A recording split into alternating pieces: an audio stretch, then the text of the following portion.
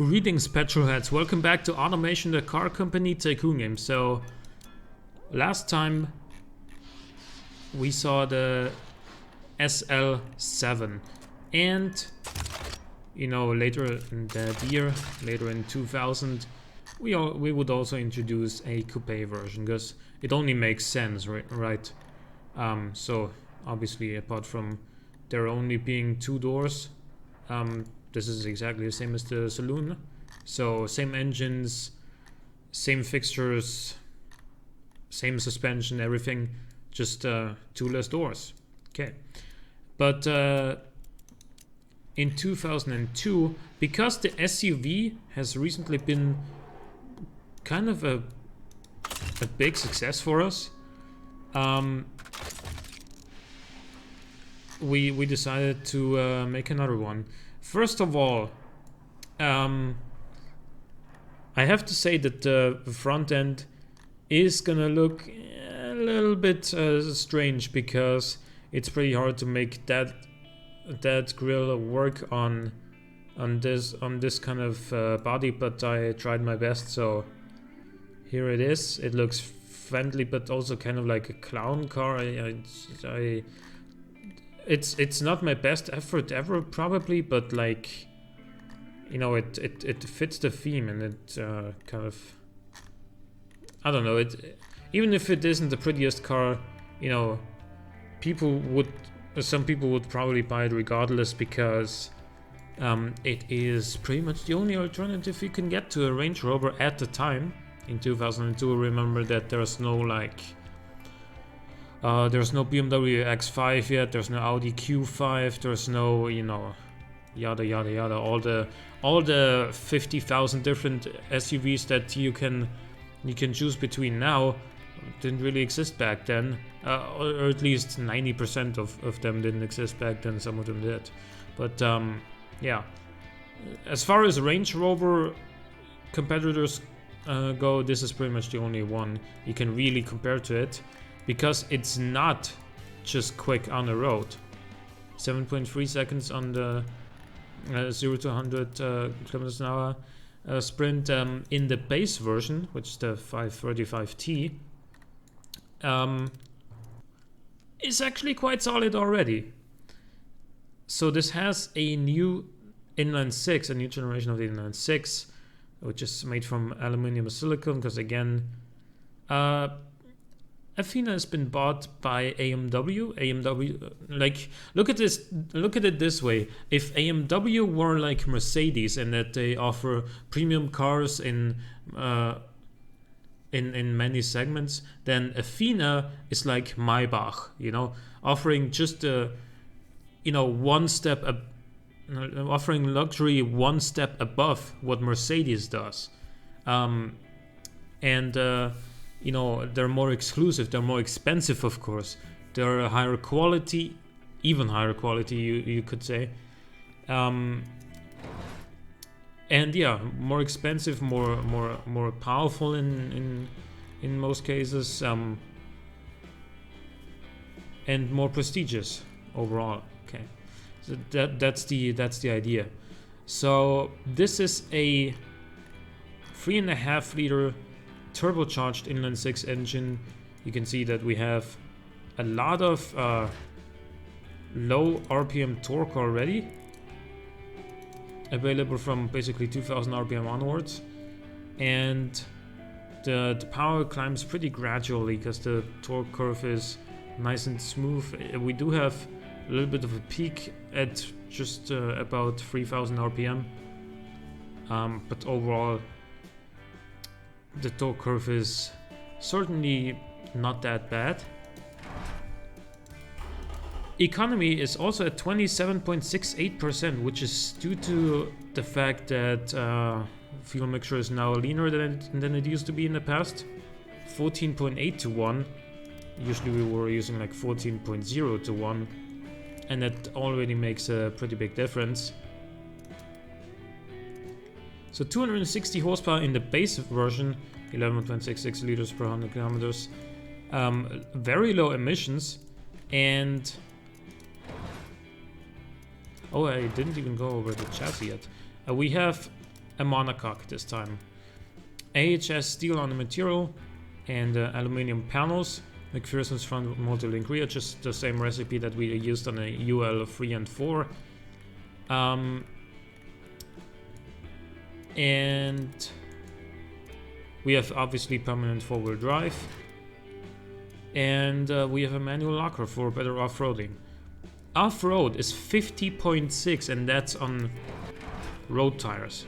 If you go with off-road tires, that increases to 59.2.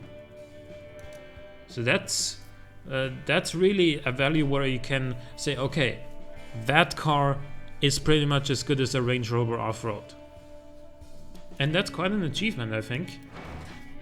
If you also consider that fact that this not only uses less fuel than your average Range Rover, it'll also do 0 to 100 in 7.3 seconds, which in 2002 is very quick for an SUV.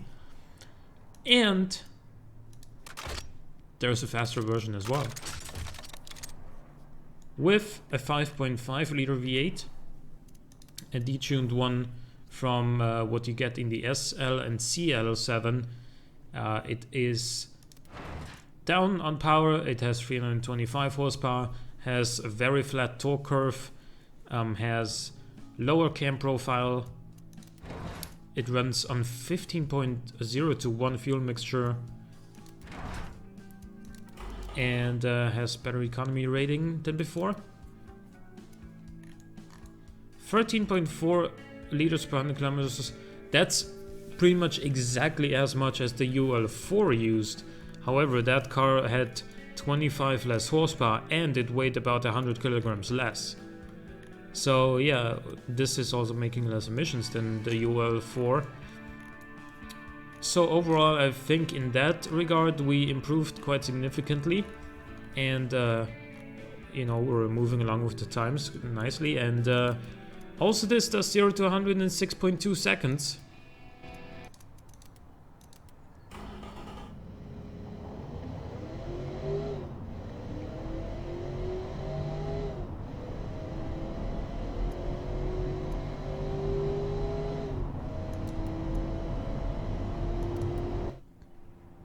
So 14.8 second quarter mile time is that can actually embarrass a couple of sports cars in 2002. Like probably the Mazda RX-8 or something. That came out in 2003. It could embarrass obviously the what was I just thinking about? No, the Silvia S15 is probably quicker, but yeah, I just can't think of a sports car that would. Yeah, a Lotus Elise, obviously. A Lotus Elise won't be able to keep up with this. And that's kind of funny because the Elise weighs like half as much as this, but it also doesn't have the power. Utility Sport Luxury does very well here. Luxury in general as well. We have a plus 75% markup because again, this is a lot rarer and more exclusive than any AMW. And therefore, you know, we need those big markups so that we can actually assure plenty of profit, because there aren't going to be that many sales. There aren't going to be that many people who buy one of these because they are expensive. But you know, look at these stats. 57.6 drivability is awesome. 14.1 sportiness is obviously not that good, but for an SUV it's plenty. 60.3 comfort is like honestly pretty much as high as you're gonna get unless you put like plus 5 or 6 quality in here everywhere, and or more of course. Prestige is 43.8. That's pretty much on par with a V8 supercar, or even a V12 supercar sometimes. And safety is 62.1, which is far above the standard in 2002. So you do get your money's worth with this car. And actually, now that I think about it, you can't really compare Athena to Maybach, because Maybach when they build cars, they really only have one model, right? Because for right now they only have the Mercedes S600 or the Mercedes Maybach S600 to be precise, but even before that they only really had one model at the time, so they're ultra exclusive. Maybe you could what could you really compare this to? It's like Toyota and Lexus, but on maybe a little bit of a higher luxury level, because this is like, you know, our cars have handmade interiors, every single one of them. Every one of them is equipped with luxury, entertainment, advanced safety, high tech, and, you know, everything. So I don't know. Yeah, you could probably argue for a relationship like that if you wanted to. So what else is there to say about this car? We've looked at the quarter mile where it did 14.8 seconds, which is quite good. Again, we've looked at the market, the price, and yeah, costs perhaps, running costs, fuel costs over a year is actually not. That's actually not a ridiculous amount. It's not that much. The service costs are actually quite cheap too, for whatever reason. I don't know. I've certainly had more expensive cars to service. I'll tell you that much. Wait, how would this thing do in here? Arjana is the... Yeah, it is too expensive for all of these markets. But because Arjana is sort of a third world region, where a lot of roads are actually not paved, this would do pretty well in a lot of areas if it were like less expensive. Frenia.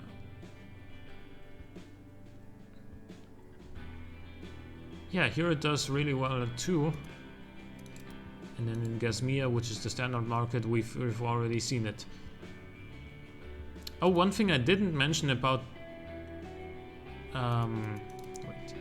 what the difference between these two trims, like one more difference, is that the 535 only has a plus 50% markup.